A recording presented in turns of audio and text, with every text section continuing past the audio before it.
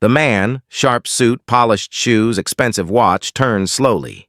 In the small, trembling hand of a janitor's daughter lies a photograph. His photograph. One he thought he'd destroyed years ago. His breath catches. His heart stops. The world feels like it's tilting. Because the little girl standing before him looks exactly like his daughter, the one he lost before his world turned cold. What happens next will change his life. And hers. Forever. Before we dive in, if you love emotional, life-changing stories that restore your faith in kindness, don't forget to like this video and subscribe to Hopeful Stories for more powerful tales every week. Now, let's begin. The morning was like any other inside Crescent Holdings, one of the biggest real estate firms in the city. The elevators hummed, the coffee machines hissed, and everyone rushed around as if time itself was a luxury no one could afford. At the very top of the glass tower sat Edward Miles, the CEO, ruthless, precise, and respected almost to the point of fear. To his employees, he was the kind of man who never smiled, never stumbled, and never stopped working. But beneath that expensive suit and hardened face, Edward carried a ghost. Her name was Lila, his daughter, gone at just 6 years old in a car crash that tore his world apart. His marriage didn't survive. His warmth vanished. The company became his escape, and work his only heartbeat. That morning, Edward was storming through the lobby, his phone pressed to his ear, barking instructions at his assistant about quarterly losses and board meetings. He didn't notice the little girl crouched near the floor, trying to gather her crayons that had spilled from a plastic bag. He didn't even notice when a small, old photograph slipped from his folder, an old, worn picture of Lila that he had accidentally carried in his documents that day. "Sir," a small voice called out. "You dropped this!" Edward didn't stop at first. People called him sir all day. It was background noise. But the tone, so gentle, so innocent, made him pause. He turned around. Standing there was a tiny girl with big brown eyes and a shy smile, holding the photograph with both hands. Her clothes were neat but faded, her shoes a size too big. Next to her, mopping the marble floor, was the janitor, her father, a man Edward had never really noticed before. Edward's gaze dropped to the photo. His chest tightened instantly. That smiling little girl in the picture, his Lila, was frozen in time. His hands trembled as he took it. "Where did you find this?" he asked softly, his voice breaking just slightly. "You dropped it," she said simply. "It was under your shoe." The janitor stepped forward quickly, bowing slightly. "I'm so sorry, sir. My daughter shouldn't be talking to executives. Come on, Emily, let's go." But Edward raised his hand. "No," he said.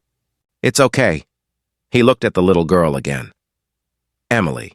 She couldn't have been more than 6 or 7, the same age Lila had been when she died. Something about her, her eyes, her dimples, even the way she spoke, stirred something deep inside him, something he thought he'd buried long ago. For the rest of the day, Edward couldn't focus. Every time he tried to work, he saw Emily's face, and that small voice echoed in his head. "You dropped this, sir." That night, as he sat alone in his penthouse apartment, he took out the photograph again. He ran his fingers over Lila's smiling face and whispered, "I miss you, baby." His voice cracked in the stillness. He hadn't said her name out loud in years. He didn't know it yet. But that one small act of kindness, that one moment in the lobby, was the beginning of something that would bring him back to life. If this story has already touched your heart, please like this video and subscribe to Hopeful Stories for more emotional tales that remind us hope can be found in the smallest moments. The next morning, Edward arrived at work earlier than usual. The building was quiet, just the hum of cleaning equipment echoing in the halls. That's when he saw them again, Emily and her father. The janitor was wiping the glass doors, humming a tune, while Emily sat nearby, drawing on a piece of cardboard with her crayons. Edward hesitated, then walked over. "Good morning," he said. Both looked up, startled. No CEO ever spoke to the cleaning staff. "Morning, sir," the janitor stammered. "Is there something wrong?" Edward shook his head. "No. I just wanted to thank your daughter for returning my photograph yesterday." Emily smiled shyly. "You're welcome." Edward crouched down beside her. "What are you drawing?" he asked. She showed him the cardboard. It was a sketch of a tall building, a bright sun, and two stick figures, one holding a mop, the other wearing a suit. "That's my dad," she said proudly, pointing at the mop. "And that's you, sir. I drew you because you said thank you. Most people don't say thank you to my dad." Edward felt something crack inside his chest. "Well," he said softly, "they should." The janitor's eyes welled up. "Sir, thank you, but we don't want to cause any trouble." Edward shook his head again. "You're not causing trouble." He looked at Emily and smiled faintly for the first time in years. "You're a very good artist, Emily."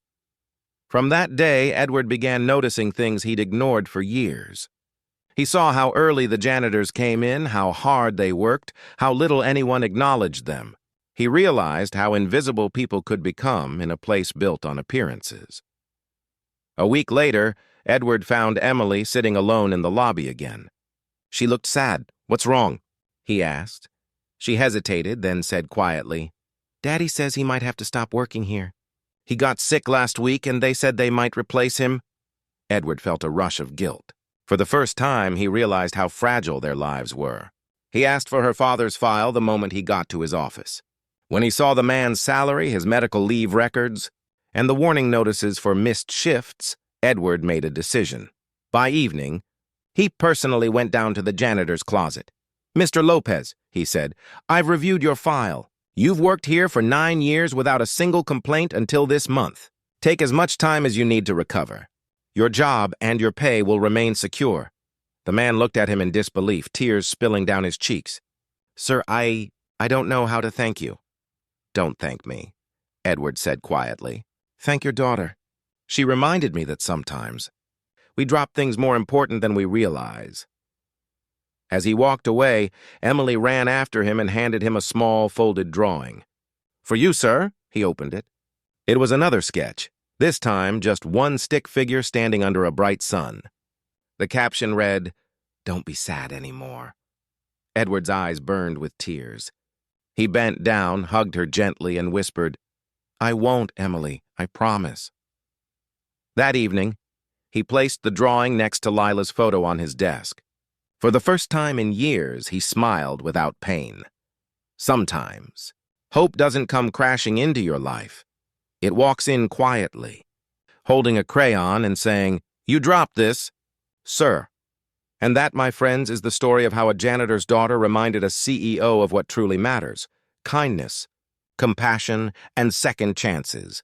If this story moved you even a little, please hit the like button and subscribe to Hopeful Stories, because every week we share real, powerful stories that bring back faith in humanity. Until next time, remember, sometimes the smallest voice can heal the biggest heart.